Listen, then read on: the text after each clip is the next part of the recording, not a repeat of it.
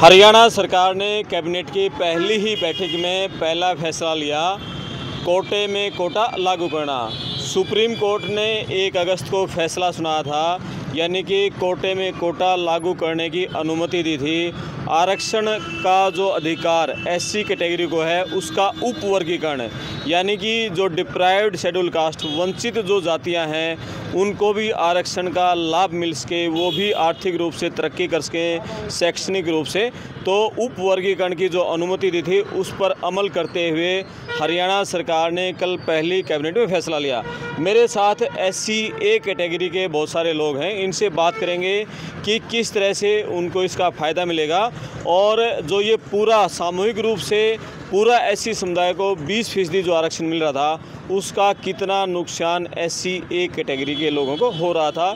युवाओं को बात करेंगे। आप अपने कमेंट्स लिखना, वीडियो को शेयर करना, चैनल को सब्सक्राइब करना। बात करते हैं। जी नमस्कार। जी नमस्ते। अपना नाम बताओ पहले एक बार। देवीदास वाल्मीकि जी। बताओ, ये जो फैसला लिया है हरियाणा सरकार ने उपवर्गीकरण का, एससी को हरियाणा में 20% आरक्षण मिल रहा है, 10-10 मिलेगा, तो कितना फ़ायदा एससी ए कैटेगरी के युवाओं को इसका मिलेगा?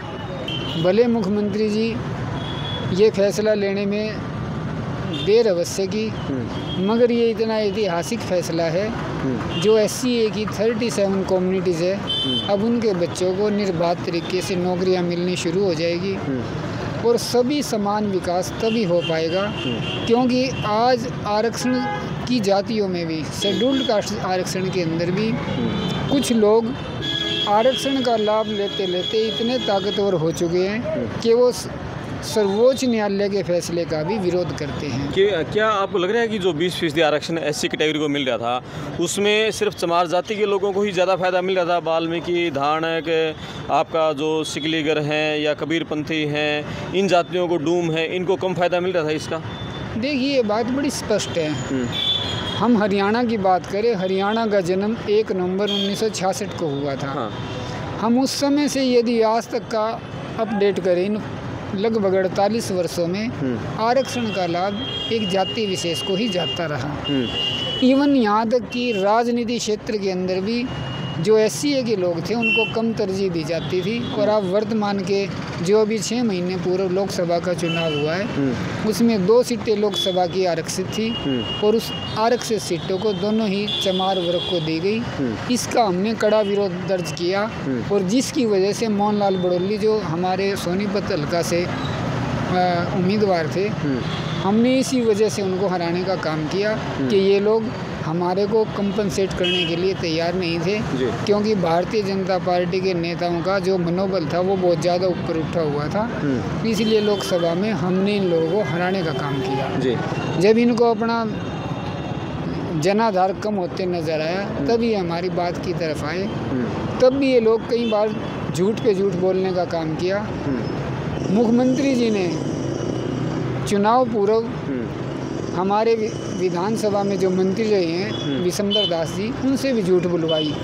उनसे ये कहलवाया गया कि हमने डीएससी के मसौदे को कैबिनेट से पास कर दिया है और स्वयं मुख्यमंत्री जी ने ये झूठ बोला कि हमने इसको चुनाव आयोग को अनुमति लेने के लिए भेज दिया है, जबकि हकीकत ऐसा कुछ नहीं था।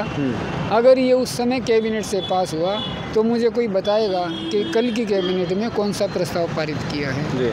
फिर भी हम ये कहते हैं, देर आए दुरुस्त आए। इन्होंने हमारे समाज की, जो हरियाणा में 33,74,000 आबादी है, उस समाज के नौजवानों की व्यथा को समझा और हम मुख्यमंत्री जी से ये चाहेंगे कि जो आपने ये शिक्षा और नौकरियों में आरक्षण दिया है, इसको राजनीतिक तौर से भी इसको अलग अलग बांटने का काम करें। थोड़ा ये समझाने की कोशिश करेंगे आप, हरियाणा में चमार बिरादरी की कितनी आबादी है और जो वाल्मीकि और दूसरे जो एससी ए कैटेगरी में आती हैं उनकी कितनी आबादी है? कुछ है आंकड़ा? देखिए, 1-1.5 महीना पहले हम लोग मुख्यमंत्री जी से मिल रहे थे और इत्तेफाक से उस समय भूतपूर्व मुख्यमंत्री मनोहर लाल जी भी उपलब्ध थे। मनोहर लाल जी ने हमें कहा कि आपकी आबादी तो महज 30% है, 70% आबादी तो चमारों की है। मैंने कहा, मुख्यमंत्री जी, जो आपको रिपोर्ट प्रस्तुत की गई है, आपको झूठे आंकड़े पढ़ाए गए हैं, वास्तव में ऐसा नहीं है। उन्होंने हमें कहा कि आप सच्चा आंकड़ा हमें दे दो। मैं कहा जी आप हमारे से क्यों मांगते हो? आप अपने समाज कल्याण मंत्रालय में जाए और आपकी जो परिवार पहचान पत्र आपने बना रखी है, फैमिली आईडी से इनकम जुटाए। जब आंकड़े आपके पास है, हमारे से क्यों मांगते हो? तब मुख्यमंत्री जी ने समाज कल्याण विभाग से जो फैमिली आईडी से जो आंकड़े उठाए वो मैं आपके सामने प्रस्तुत करने जा रहा हूँ। चमार समाज के 30,64,000 लोगों की संख्या पाई गई और जबकि डीएससी समाज की 33,74,000 जनसंख्या पाई गई। और जिसको अगर आबादी के लिहाज से बांटा जाए 53.3% डीएससी समाज है और 42.7% चमार समाज के लोग हैं जी। चमारों के एक कदावर नेता हुए हैं साहब काशीराम, जिनको हम भी अपना नेता मानते थे। वो एक मानते थे, अब नहीं मानते थे जी, अब नहीं। अच्छा, एक चलो इसी बात में मैं बात करना चाहूँगा। कल जैसे हरियाणा सरकार ने फैसला लिया, मायावती का बयान आया कि ये दलितों को आपस में बांटने की कोशिश है। देखिए, मायावती तो बेचारी महिला है।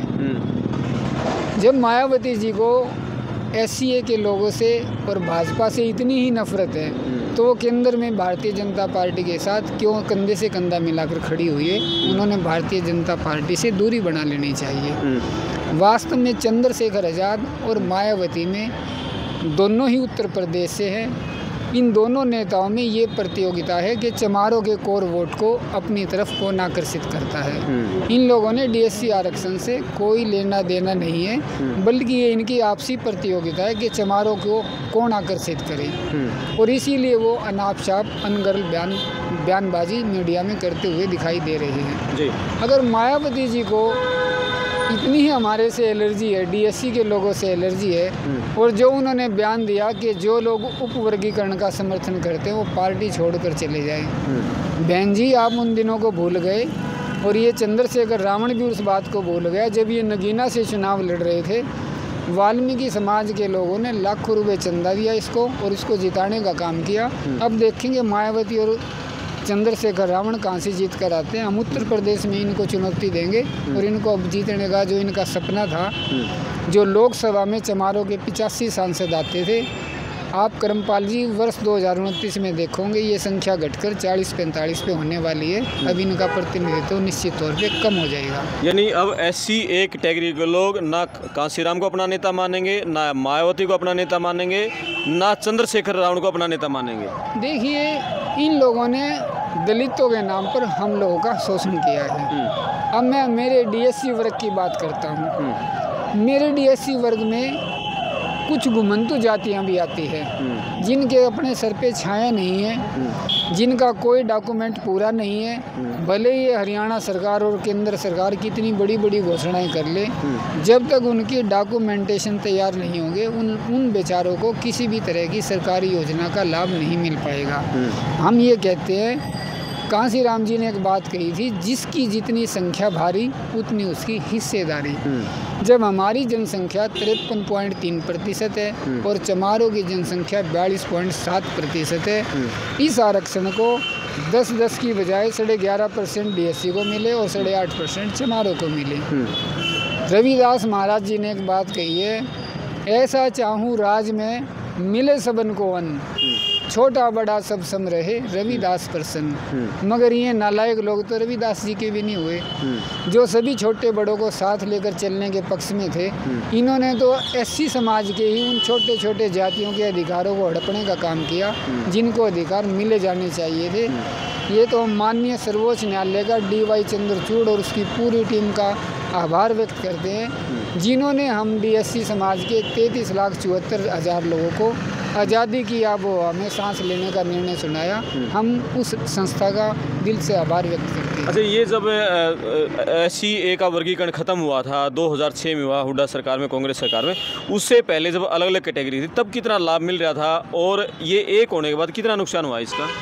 देखिए, जब 1990 के अंदर तत्कालीन मुख्यमंत्री चौधरी भजन लाल जी ने गुरनाम सिंह कमीशन को अपनी रिपोर्ट प्रस्तुत करने को कहा और जो रिपोर्ट उन्होंने प्रस्तुत की वो आंकड़े बड़े चौंकाने वाले हैं।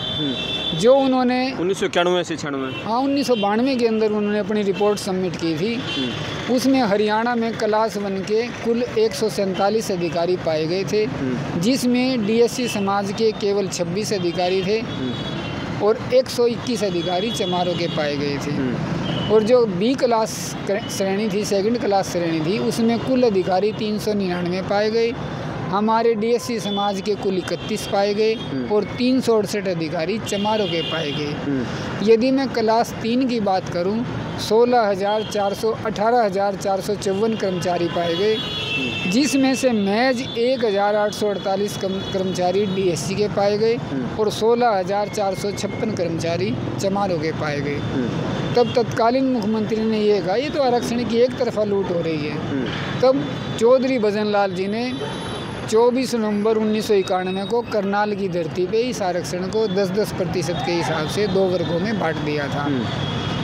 एक का नाम SCA दिया गया, जो लोग चमड़े से संबंधित काम करते थे उनको SCB का नाम दिया गया, जो शेड्यूल्ड कास्ट चमड़े से संबंधित काम नहीं करते थे उनको SCA का नाम दिया गया।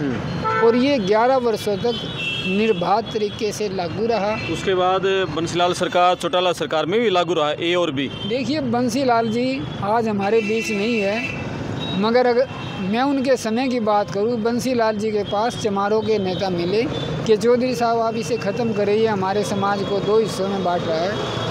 तब उन्होंने चीफ सेक्रेटरी को बुलाकर पूछा भी ये क्या मसला है।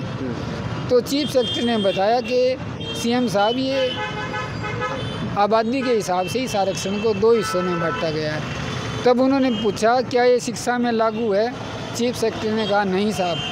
और तत्काल उस समय बंसीलाल जी ने अपनी कलम से इसको शिक्षा में भी लागू कर दिया। ये 1997 की बात है।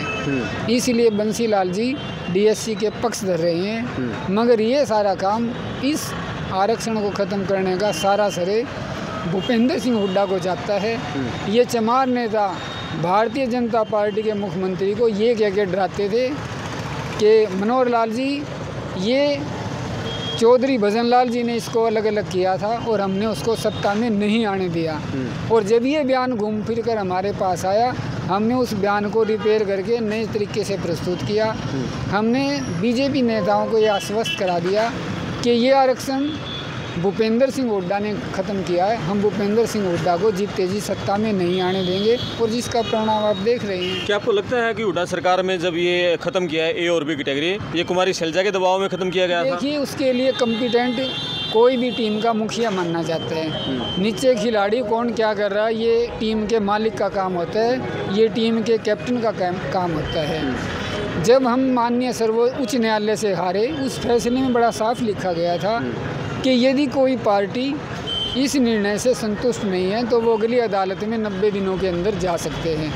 और उस समय के मुख्यमंत्री रहे चौधरी भूपेंद्र सिंह हुड्डा ने 90 दिन तो दूर, उन्होंने 2.25 साल के बाद सर्वोच्च न्यायालय में ये अपील एडमिट की थी। इसके लिए पूरी तरह से भूपेंद्र हुड्डा जिम्मेदार है। और आज जो भूपेंद्र हुड्डा की टीम को हार का मुख देखना पड़ रहा है, इसके लिए भी भूपेंद्र सिंह हुड्डा जिम्मेदार है। क्योंकि मैं डीएससी प्रमुख होने के नाते मैंने 2 बार शिष्टमंडल भूपेंद्र सिंह हुड्डा के पास भेजा कि आप अपना टिप्पणी बताइए, आप सर्वोच्च न्यायालय के फैसले को इम्प्लीमेंट करना चाहते हैं या नहीं करना चाहते। भूपेंद्र सिंह हुड्डा ने हमें पूरी तरह से नकार दिया था, और जिसका परिणाम आज ये है कि मुझे नहीं दिखाई देता भूपेंद्र सिंह हुड्डा अपने जीवन काल में हरियाणा में सत्ता पर काबिज होंगे। और जिस तरह से हरियाणा सरकार ने वर्गीकरण हमारे को करके दिए, आप 2024 को भूल जाइए, हम 2029 में भी भारतीय जनता पार्टी को सत्ता में लाकर छोड़ेंगे, ये हमारा पूरा विश्वास है। ठीक है, क्या लगता है कि कितना फ़ायदा SCA कैटेगरी के युवाओं को नौकरियों में, शिक्षण संस्थाओं में इसका मिलेगा? देखिए आपका जो सवाल है वो बड़ा शानदार सवाल है, क्योंकि जब तक आपके पास स्टैटिक्स नहीं होगा आप कोई वीडियो, कोई रील बढ़िया नहीं दे पाएंगे। जब ये 1994 में लागू हुआ और 11 वर्षों तक निर्बाध तरीके से चलता रहा, उस समय जो डाटे आए वो डाटे भी मैं आपको बताने जा रहा हूँ, जो RTI के माध्यम से हम लोगों ने कलेक्ट किए थे। इन 11 वर्षों में क्लास 1 के 73 अधिकारी लगाए गए। उन 73 में से 37 अधिकारी DSC समाज के थे, और 36 अधिकारी चमार वर्ग से पाए गए। यदि मैं सेकंड क्लास की बात करूं, 770 अधिकारी द्वितीय श्रेणी के लगाए गए, जिसमें 385 अधिकारी DSC के पाए गए और 385 अधिकारी चमारों के पाए गए। यदि मैं क्लास 3 की बात करूं, जिसमें 15,197 कर्मचारी की कुल नियुक्ति की गई थी, जिसमें से 7,641 कर्मचारी SCA के पाए गए थे और 6300 कुछ कर्मचारी चमारों के पाए गए थे। ये डाटे आपको स्पष्ट करते हैं कि इस आरक्षण की जो एक तरफा लूट रही है, जो बंदरबाट भूपेंद्र सिंह हुड्डा ने की है, वही कारण उसको सत्ता से दूर ले जाने का सबसे बड़ा कारण बना। क्योंकि मैंने अखबार में एक रिपोर्ट पढ़ी थी, 0.81% यानी 81,085-86 वोटों के अंतर से कांग्रेस पार्टी 9 सीटों को खो चुकी है। अगर ये हमारी बात मान लेते तो आज ये लोग सत्ता पे काबिज होते। अपनी हार के लिए स्वयं मुख्यमंत्री जिम्मेदार है, भूतपूर्व मुख्यमंत्री भूपेंद्र सिंह हुड्डा जिम्मेदार है। यदि मैं लोकसभा चुनाव की बात करूं, जब देश के विपक्ष के नेता माननीय राहुल गांधी जी संविधान की प्रतिलिपि लेकर सारे देश में प्रचार कर रहे थे कि भारतीय जनता पार्टी संविधान ख़त्म करने जा रही है, संविधान बदलने जा रही है, ये फिर से धर्म का राज स्थापित करना चाहते हैं, ऐसा उसमें हमें कुछ नहीं दिखाई दिया। मैं तो ये कह सकता हूं कि जो भारतीय जनता पार्टी ने माननीय सर्वोच्च न्यायालय को फैसले को लागू किया है, ये वास्तव में मैं ये कहता हूं कि मुख्यमंत्री जी ने हम वंचित अनुसूचित जाति के 33,74,000 लोगों को राम राज्य में प्रवेश दिया है और हमें लगता है कि अब हमारे अच्छे दिन आएंगे। क्योंकि वर्ष 2020 में जब शिक्षा में लागू किया गया था, हमारे हर वर्ष 64 बच्चों का MBBS में दाखिला होता है और जबकि चमार वर्ग के 60 बच्चों का दाखिला होता है। आज हम उनसे शिक्षा में आगे खड़े हुए हैं और हमारी कोई सीट वैकेंट नहीं रहती। ये मैं बड़े फ़ख्र के साथ बता रहा हूँ। अब हमारे बच्चे पीछे नहीं हैं। अच्छा, ये तो बताओ, अभी जो SCA कैटेगरी है DSC, उसमें सबसे बड़ी बिरादरी वाल्मीकि समुदाय है। जी जी जी। तो वाल्मीकि बिरादरी की कितनी जनसंख्या है हरियाणा में, ये पूछना चाहेंगे लोग। हरियाणा में वाल्मीकि बिरादरी के 12,46,000 वोट है और जनसंख्या है। ठीक है। SCA में उसके बाद सबसे बड़ी और कौन है? उसके बाद धानक समाज आता है, जिनकी आबादी 6,90,000 है। ये पूरे हरियाणा में? हाँ जी, हाँ जी। ठीक है। उसके बाद ओड समाज आता है, जिसकी आबादी 1,92,000 है। ठीक है, ओके। अच्छा, ये बताओ, जैसे आप कांग्रेस की बात कर रहे थे, कांग्रेस में तो सारे चमार बिरादरी के बड़े नेताओं का, चाहे अशोक तंवर ले लें, चाहे कुमारी शैलजा ले लें, चाहे उदय भान ले लें, चाहे वरुण मुलाना ले लें, जो चमार बिरादरी के नेता हैं उनका दबदबा ज़्यादा है दलित समुदाय के। देखिए, जिन लोगों का आप नाम ले रहे हैं, हमारे जो DSC के लोगों के दुश्मन हैं, कोई ब्राह्मण जाट या बनिया नहीं है। क्योंकि ब्राह्मण जाट बनिया राजपूत हमारे हितों को प्रभावित नहीं करते। ये लोग वास्तव में दलित ब्राह्मण हैं, ये हम लोगों का शोषण करते हैं और इन लोगों ने आज तक आरक्षण की एक तरफा लूट मचा रखी थी और जिसका खामियाजा इन लोगों ने भुगता है।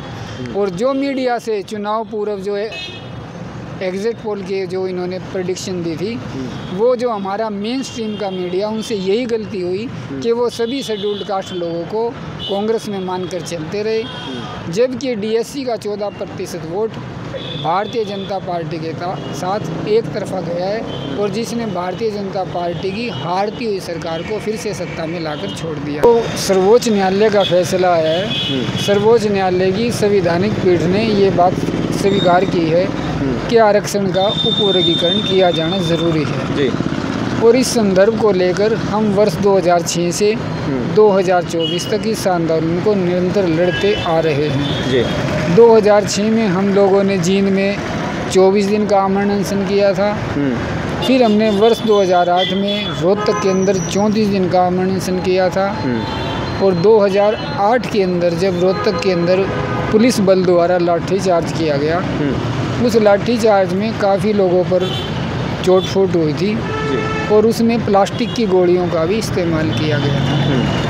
उस समय मेरी पत्नी को भी चोटें आई थी और वो वर्ष 2009 में इस दुनिया को छोड़कर चली गई थी।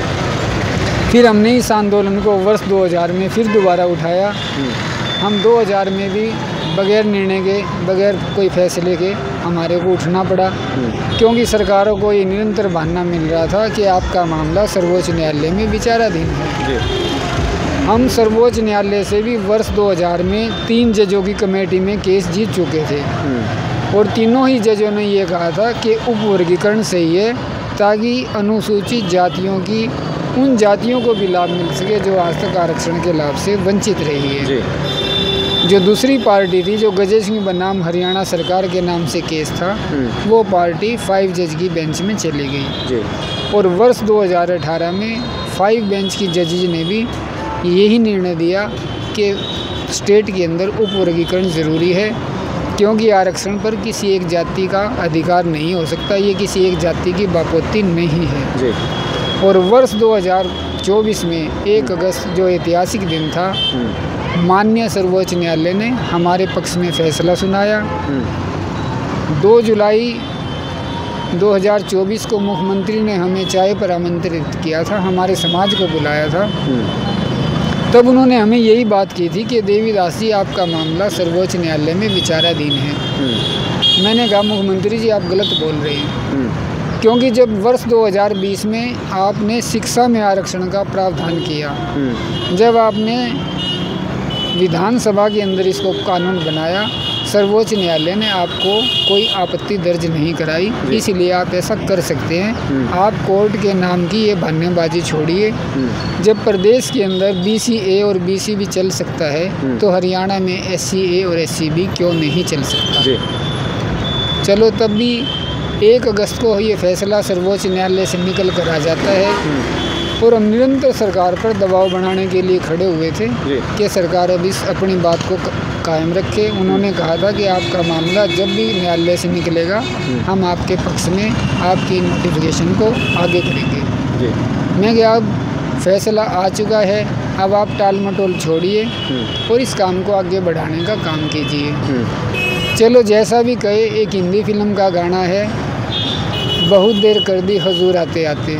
चलो, बहुत धन्यवाद। और देवीदास वाल्मीकि जी थे, और वाल्मीकि जी, देवीदास जी और DSC समाज के पूरे हरियाणा में अलग जगाने वाले विधानसभा चुनाव के दौरान जिनमें बहुत बड़ी रैली हुई थी, उसी रैली का नतीजा हुआ पूरे हरियाणा में DSC समाज में जागरूकता आई और चेतना जागी, और जिन्होंने कि BJP के पक्ष में वोट देने का फैसला लिया था, और उसी का नतीजा ये कह रहे हैं कि कांग्रेस हारी है, तो वो उसका सबसे बड़ा योगदान DSC समाज का है। SC A कैटेगरी और B कैटेगरी को जो अलग अलग किया गया है, 10-10% जो आरक्षण दिया गया है SCA समाज के लोगों को सरकारी नौकरियों में, शिक्षण संस्थानों में बहुत बड़ा फ़ायदा है, इसको भविष्य में मिलने जा रहा है। और एक बहुत बड़ी बात इन्होंने कही है कि SC समाज का सबसे बड़ा यदि कोई दुश्मन था तो दलित ब्राह्मण, इन्होंने कहा है कि जो चमार बिरादरी हैं वो हम उनको दलित नहीं कहेंगे, दलित ब्राह्मण कहेंगे, जो कि हमारे SCA कैटेगरी की जो 36 जातियाँ, वो सबसे बड़ा नुकसान उन्होंने पहुँचाया। देवीदास वाल्मीकि जी का कहना है। आप अपने कमेंट्स करना, वीडियो को शेयर करना, चैनल को सब्सक्राइब करना। मैं आपका दोस्त करमपाल। कुछ सवाल हैं तो आप कमेंट्स में लिखना, उस पर भी हम अगली वीडियो बनाएंगे। धन्यवाद।